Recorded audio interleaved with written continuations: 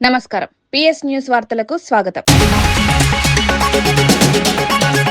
బండి సంజయ్ ఆరోపణలపై ఆది శ్రీనివాస్ పై ఆధారాలు ఉంటే వెంటనే బయట పెట్టాలన్న డిమాండ్.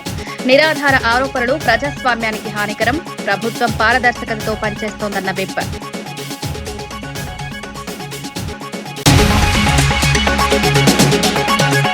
ఆయిల్ పామ్ సాగుపై మంత్రి తుమ్మల సూచనలు. అంతర పంటలతో అదనపు ఆదాయం సాధ్యమన్న మంత్రి. ప్రతి జిల్లాలో ఫ్యాక్టరీల నిర్మాణం హామీ. గిట్టుబాటు ధరలతో రైతులకు భరోసా.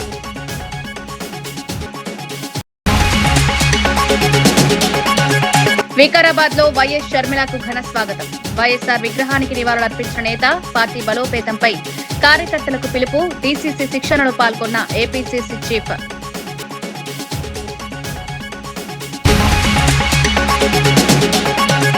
తిరుమలలో ఇంటిగ్రేటెడ్ కమాండ్ కేంద్రం ప్రారంభం. భక్తుల భద్రతకు ఆధునిక సాంకేతిక వ్యవస్థ. రియల్ టైం మానిటరింగ్ తో రద్దీ నియంత్రణ. దేశవి దేవాలయాలకు ఆదర్శమన్న కేంద్ర మంత్రి.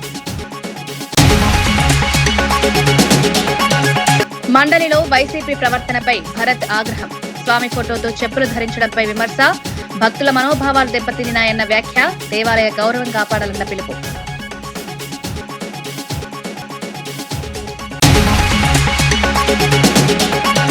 రాష్ట్ర మంత్రులు అవినీతికి పాల్పడుతున్నారని కేంద్ర మంత్రి బండి సంజయ్ చేసిన వ్యాఖ్యలను ప్రభుత్వ విప్ ఆది శ్రీనివాస్ తీవ్రంగా ఖండించారు. బాధ్యతాయుతమైన పదవిలో ఉన్న వ్యక్తి నిరాధార ఆరోపణలు చేయడం తగదన్నారు. మంత్రుల అవినీతిపై తన వద్ద ఉన్న ఆడియోలు, ఆధారాలు ఉన్నాయని బండి సంజయ్ చెబుతున్నారు. అవి నిజమైతే వెంటనే ప్రజల ముందుకు తీసుకురావాలని డిమాండ్ చేశారు. కేవలం రాజకీయ లాభం కోసం ఆరోపణలు చేయడం ప్రజాస్వామ్యానికి మంచిది కాదని పేర్కొన్నారు. గత ప్రభుత్వం చేసిన అప్పులు, అవినీతి అంశాలపై విచారణకు ప్రభుత్వం సిద్దంగా ఉందని, ఆ విషయంలో బీజేపీ ఎందుకు మౌనం పాటిస్తోందని ప్రశ్నించారు. ఆధారాలు లేకుండా మంత్రుల ప్రతిష్టను దెబ్బతీయాలనే ప్రయత్నాలు సరికాదన్నారు. రాజకీయ చర్చలు వాస్తవాల ఆధారంగా ఉండాలని, ప్రజల్లో అపోహలు రేకెత్తించే విధంగా మాట్లాడకూడదని హితవు పలికారు. ప్రభుత్వం పారదర్శకతతో పనిచేస్తోందని స్పష్టం చేశారు.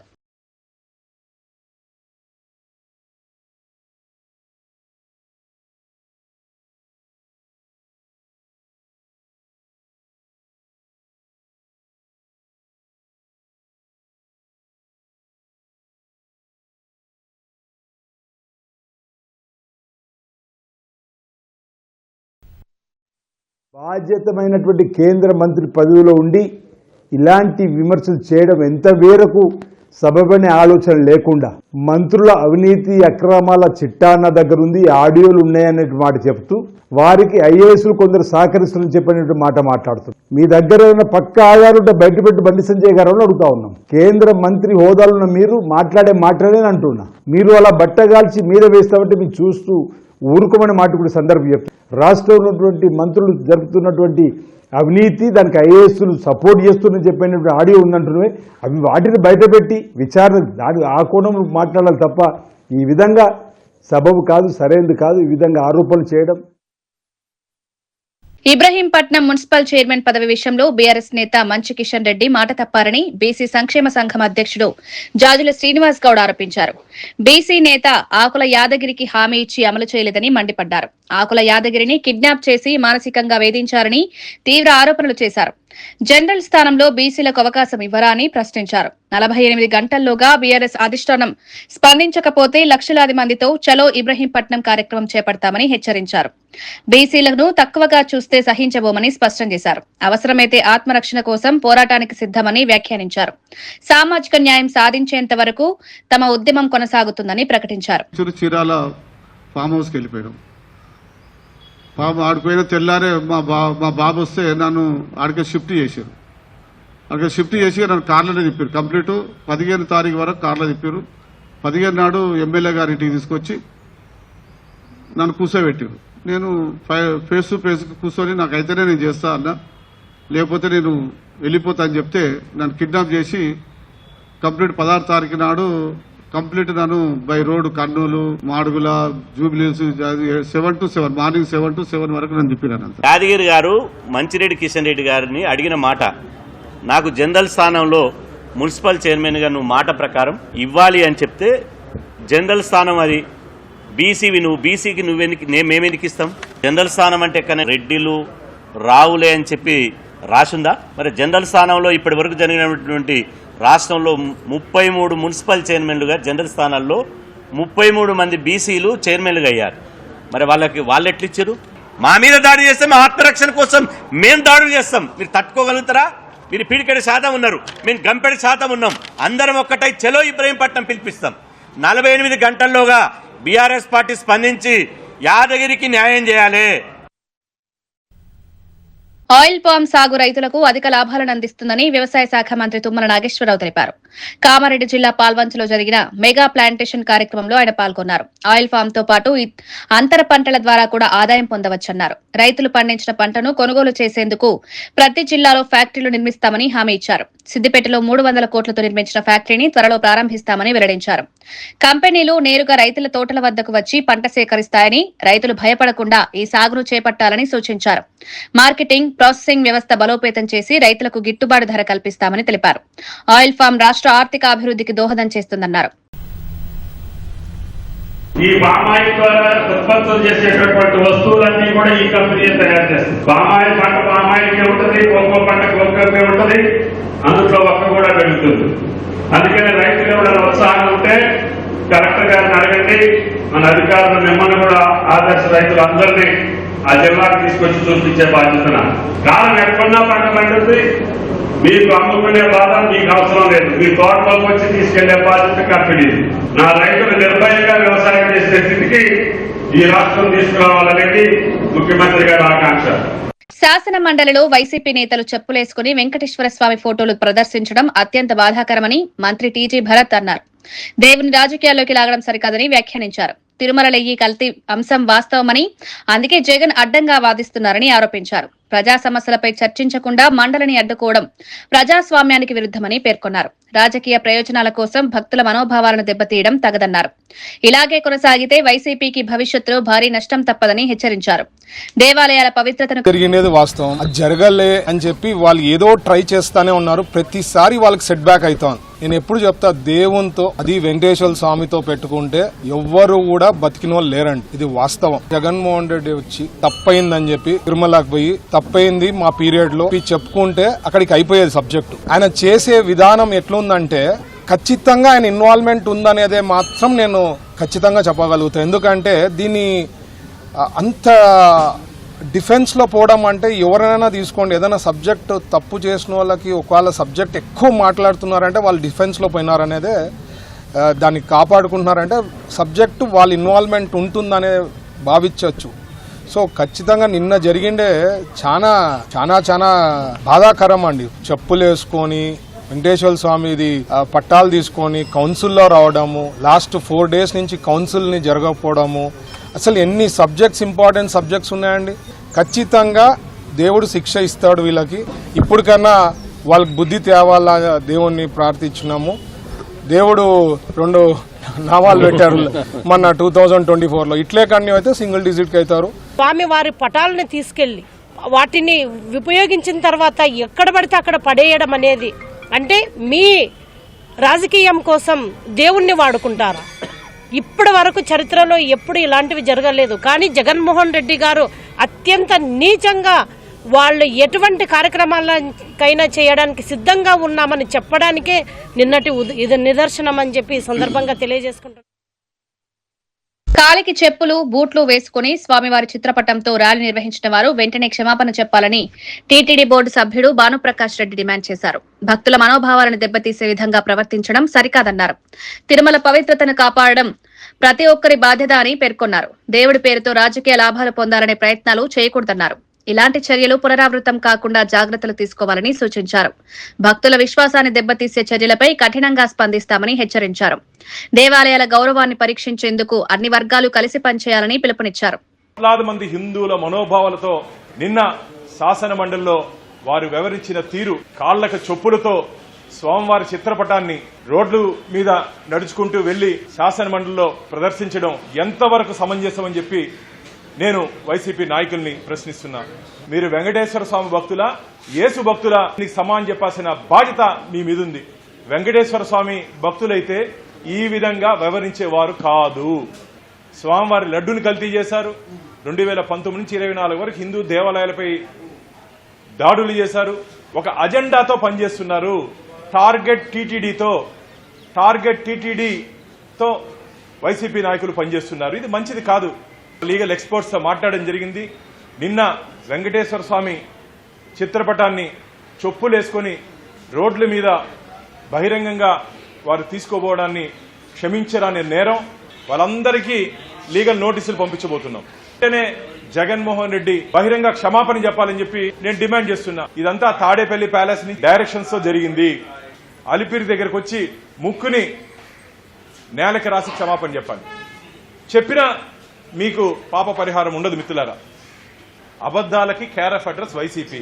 దాంట్లో మొదటిలో ఉన్నటువంటి వ్యక్తి భూమన కరుణాకర్ రెడ్డి గారు. పాత చొప్పు ఇయ్యండి ఆ నల్లరాయిని కొడతాను, పాత చొప్పు ఇయ్యండి వెంకటేశ్వర స్వామిని కొడతానని చెప్పిన వ్యక్తి కరుణాకర్ రెడ్డి. ఆయన మాట్లాడితే దెయ్యాలు వేదాలు వల్లించినట్టు ఉంది అంతే తప్ప కరుణాకర్ రెడ్డి గారు మాట్లాడే మాటల్లో వాస్తవాలు లేదు. అంటే నేను ఒకటే అడుగుతున్నా కరుణాకర్ రెడ్డి గారిని, వైవి సుబ్బారెడ్డి గారు ఆ నెయ్యి టెండర్ 371 అజెండాలో మార్పులు చేసినప్పుడు మీరు బోర్డు మెంబర్ కదా, ఆ రోజు as MLA X official member కదా, ఈ రోజు ఏదో దైవము దేవుడు ధర్మము దేవస్థానం మాట్లాడుతున్నావో ఆ రోజు ఎందుకు చిత్తశుద్ధి లేదు నీకు? ఇది మంచిది కాదు సుబ్బారెడ్డి గారు, దీన్ని పెట్టకూడదని చెప్పి బోర్డులో ఎందుకు ప్రశ్నించలేదు? దొంగలు ఒకటయ్యి ఈ రోజు మాకు నీతులు చెప్తారు మీరు. నీకు చిత్తశుద్ధి ఉంటే ఆ రోజే ప్రశ్నించి ఉండాలా. బోర్డు మీటింగ్ లో అజెండా నెంబర్ 371 ఆ గీ కొనుగోలులో మాడిఫికేషన్ చేసినప్పుడు ఇది మంచిది కాదని చెప్పి ఎందుకు ప్రశ్నించలేదు కరుణాకర్ రెడ్డి గారు? ఆ రోజు మౌనమురిమారి ఉండి ఈ రోజు ఏదో నీతివంతుడు మారిపోయి మాట్లాడుతుంటే ప్రజలు ఎవ్వరు మీ మాటల్ని స్వీకరించే పరిస్థితులు లేదు. మీరు హిందూ ద్రోహులుగా ఆంధ్రప్రదేశ్ రాష్ట్ర చరిత్రలో మిగిలిపోబోతున్నారు. కృత్రిమ మేధ సాంకేతికతతో భారత్ కొత్త దశలోకి అడుగు పెడుతోంది. భూమిపై ఉన్న డేటా సెంటర్లకే పరిమితం కాకుండా అంతరిక్షంలోనే ఏఐ డేటా సెంటర్ ను ఏర్పాటు చేయాలని దేశీయ డీప్ టెక్ క్లౌడ్ ప్లాట్ఫామ్ నీక్లోడ్ ప్రకటించింది. ప్రతిష్టాత్మక ఏఐ సమ్మిట్ వేదికగా ఈ ప్రణాళికను వెల్లడించింది. అంతరిక్షంలో డేటా ప్రాసెసింగ్ సదుపాయాలు ఏర్పాటు చేస్తే వేగం, భద్రత, సామర్థ్యం పెరుగుతాయని నిపుణులు చెబుతున్నారు. భూమిపై ఉండే పరిమితులను అధిగమించడానికి ఇది సహాయపడుతుందని పేర్కొన్నారు. రక్షణ, అంతరిక్ష పరిశోధన, వాతావరణ అంచనాలు, భారీ డేటా విశ్లేషణ వంటి రంగాల్లో ఇది కీలక పాత్ర పోషించనుంది. భారత్ ను గ్లోబల్ ఏఐ శక్తిగా నిలబెట్టాలనే లక్ష్యంతో ఈ ప్రాజెక్టు ముందుకు సాగుతోంది.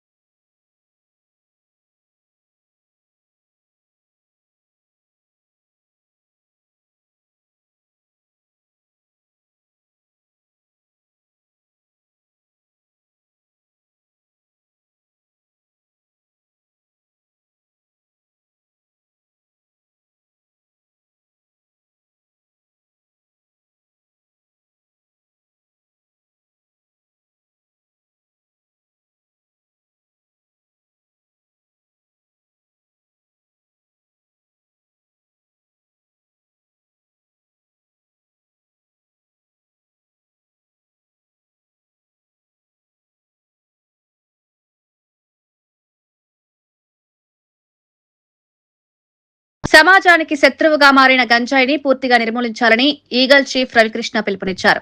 రాష్ట్ర ప్రభుత్వం వివిధ శాఖల సహకారంతో డ్రగ్స్ వ్యతిరేక పోరాటాన్ని బలోపేతం చేస్తున్నట్లు తెలిపారు. యువతను మత్తు పదార్థాల బారిన పడకుండా కాపాడడం ప్రధాన లక్ష్యమన్నారు. గంజాయి సాగు, రవాణా, విక్రయాలపై కఠిన చర్యలు తీసుకుంటున్నామని వెల్లడించారు. అవగాహన కార్యక్రమాలు, దాడులు, ప్రత్యేక నిఘా చర్యలు చేపడుతున్నట్లు చెప్పారు. కుటుంబాలు, విద్యా సంస్థలు, స్వచ్ఛంద సంస్థలు కలిసి పనిచేస్తేనే మత్తు వ్యవసాయాన్ని అరికట్టగలమన్నారు.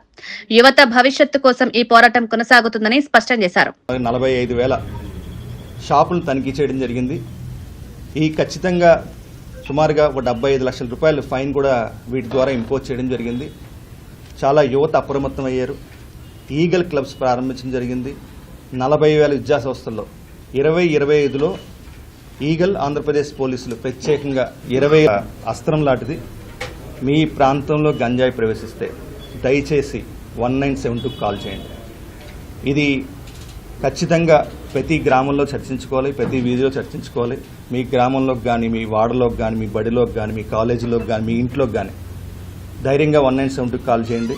ఎక్కడా కూడా మీ వివరాలు బయటికి చెప్పం, చాలా గోప్యంగా ఉంచుతాం. తిరుమల శ్రీవారి ఆలయ వైకుంఠ క్యూ కాంప్లెక్స్ లో సీఎం చంద్రబాబు ప్రారంభించిన ఇంటిగ్రేటెడ్ కమాండ్ సెంటర్ ఆదర్శప్రాయమని కేంద్ర మంత్రి రామ్మోహన్ నాయుడు అన్నారు. భక్తుల భద్రత, రద్దీ నియంత్రణ, సేవల సమన్వయం కోసం ఈ కేంద్రం కీలకమని పేర్కొన్నారు. ఆధునిక సాంకేతిక పరిజ్ఞానంతో రూపొందించిన ఈ వ్యవస్థ ద్వారా రియల్ టైం మానిటరింగ్ సాధ్యమవుతుందని తెలిపారు. భక్తులకు మెరుగైన అనుభవం కల్పించడమే లక్ష్యమని వివరించారు. దేశంలోని ఇతర ప్రధాన దేవాలయాలు కూడా ఇలాంటి నమూనాను అనుసరించవచ్చని అభిప్రాయపడ్డారు. తిరుమల అభివృద్ధిలో ఇది కీలక మైలురాయిగా నిలుస్తుందన్నారు.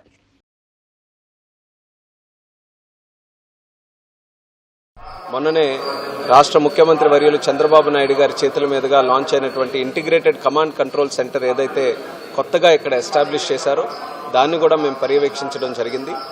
మేము కూడా మినిస్ట్రీ ఆఫ్ సివిల్ ఏవియేషన్లో ఒక కమాండ్ సెంటర్ ఏర్పాటు చేయాలని ఎంతో కాలం నుంచి మేము కూడా ఒక ప్రయత్నం చేస్తున్నాం. మాకు కూడా ఈరోజు చాలా ఉపయోగపడే విధంగా బ్రహ్మాండంగా ఈరోజు ఇక్కడ కమాండ్ కంట్రోల్ సెంటర్ చేశారు. దానికి టీటీడీ వారికి హృదయపూర్వకమైనటువంటి అభినందనలు తెలియజేస్తున్నాం. ఎందుకనంటే అలాంటి కమాండ్ కంట్రోల్ సెంటర్ ఏర్పాటు చేయాలనంటే కొన్ని సంవత్సరాలు పడుతుంది. కానీ భక్తులు కలిసి, ఎన్ఆర్ఐస్ కొంతమంది అందరూ కలిసి ఇక్కడ ఉన్నటువంటి పరిస్థితులు గమనించి ఈరోజు ఉండే టెక్నాలజీని, ముఖ్యంగా ఏఐని వాడుకొని భక్తులందరికీ కూడా తక్కువ సమయంలో మంచి ఫెసిలిటీస్తో స్వామివారి దర్శనం చేసుకునే విధంగా, ఇబ్బంది లేకుండా చేసుకునే విధంగా ఈ యొక్క కమాండ్ కంట్రోల్ సెంటర్ ఏర్పాటు చేయడం అనేది చాలా గొప్ప ఎడిషన్ మన తిరుమల తిరుపతి దేవస్థానంకి. మేము కూడా ప్రత్యేకంగా ఈ యొక్క మోడల్ స్టడీ చేస్తాం. ఏ టీమ్స్ అయితే దీని మీద వర్క్ చేసాయో వాళ్ళతో కూడా ఇంటరాక్ట్ అయ్యి ప్రధానమంత్రి నరేంద్ర మోదీ గారి తాలూకు ఆధ్వర్యంలో fastest growing sector in the country ఈరోజు సివిల్ ఏవియేషన్ ఉంది. అలాగే భవిష్యత్తులో మరొక 20 సంవత్సరాలు కూడా ప్రతి సంవత్సరం 10% గ్రోత్ రేట్తో ఈ యొక్క సెక్టర్ ముందుకు నడవబోతుంది. ఈరోజు ఒక గొప్ప లెర్నింగ్ మాకు ఇక్కడ కమాండ్ కంట్రోల్ సెంటర్ది. అలాగే ఈరోజు ప్రత్యేకంగా ఈ యొక్క దర్శనం కూడా చాలా చక్కగా చేసినందుకు మన వెంకయ్య గారికి కూడా ప్రత్యేక ధన్యవాదాలు తెలియజేస్తున్నాం. చంచల్గూడ జైల్లో ఉగ్రకుట్ర జరుగుతోందన్న వార్తలు వదంతులేనని జైళ్ల శాఖ డీఐజీ శ్రీనివాస్ స్పష్టం చేశారు. జైల్లో లష్కర్ ఏ తోయిబా ఖైదీ జాహిద్ ఒక్కడే ఉన్నాడని తెలిపారు. అతనిపై కఠిన నిఘా కొనసాగుతుందని పేర్కొన్నారు. నిర్ధారణ లేని వార్తలను ప్రసారం చేయవద్దని మీడియాను కోరారు. జైలు భద్రతపై ఎటువంటి ఆందోళన అవసరం లేదన్నారు. అన్ని భద్రతా చర్యలు కట్టుదిట్టంగా అమలులో ఉన్నాయని వివరించారు. జాతీయ భద్రతా అంశాల్లో అపోహలు రేకెత్తించే సమాచారాన్ని జాగ్రత్తగా చూడాలని సూచించారు. వదంతులన్నీ కూడా సర్క్యులేట్ చేస్తున్నారు.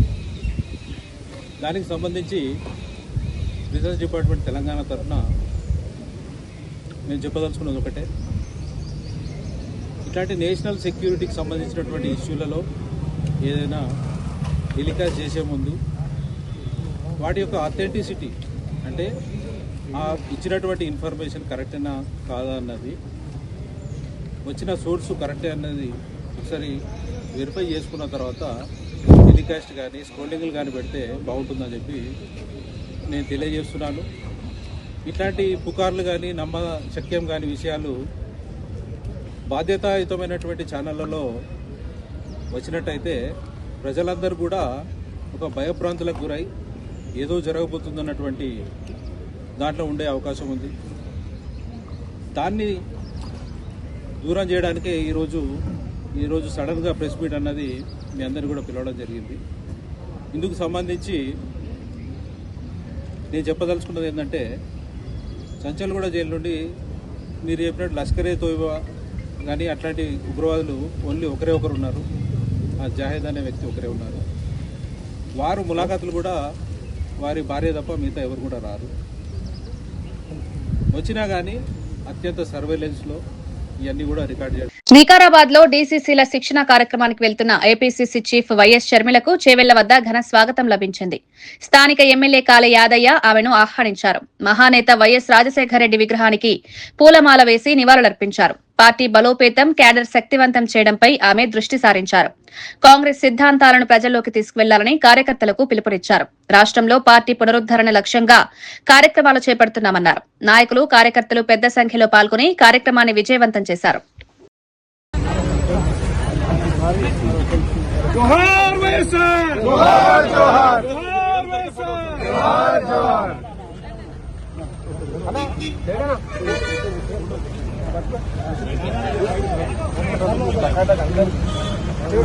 అన్న శ్రీకాంత్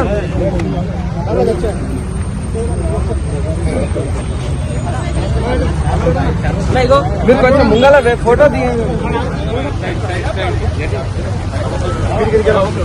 అన్నా ఎక్కకుండే, హలో అన్నా ఎక్కకండి అన్నా అన్నా మీరు ఎక్కకండి.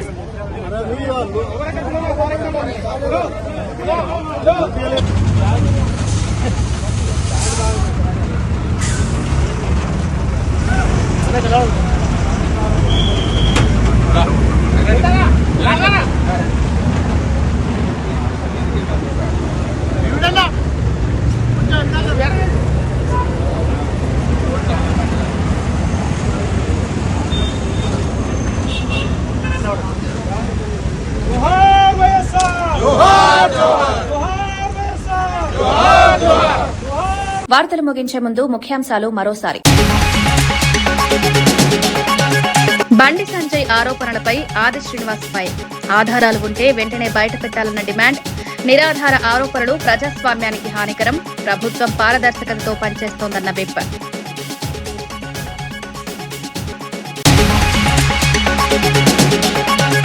ఆయిల్ పామ్ సాగుపై మంత్రి తుమ్మల సూచనలు. అంతర పంటలతో అదనపు ఆదాయం సాధ్యమన్న మంత్రి. ప్రతి జిల్లాలో ఫ్యాక్టరీల నిర్మాణం హామీ. గిట్టుబాటు ధరలతో రైతులకు భరోసా.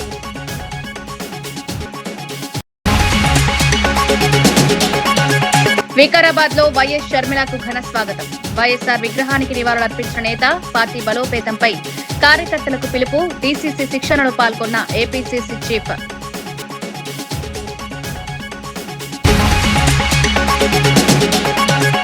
తిరుమలలో ఇంటిగ్రేటెడ్ కమాండ్ కేంద్రం ప్రారంభం. భక్తుల భద్రతకు ఆధునిక సాంకేతిక వ్యవస్థ, రియల్ టైం మానిటరింగ్ తో రద్దీ నియంత్రణ.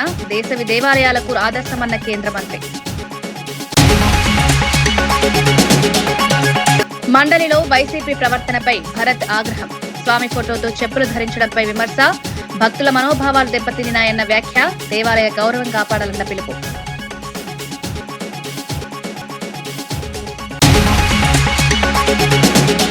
ఇవి ఈనాటి వార్తా విశేషాలు. మరో బులెటిన్లో మళ్ళీ కలుద్దాం. నమస్కారం.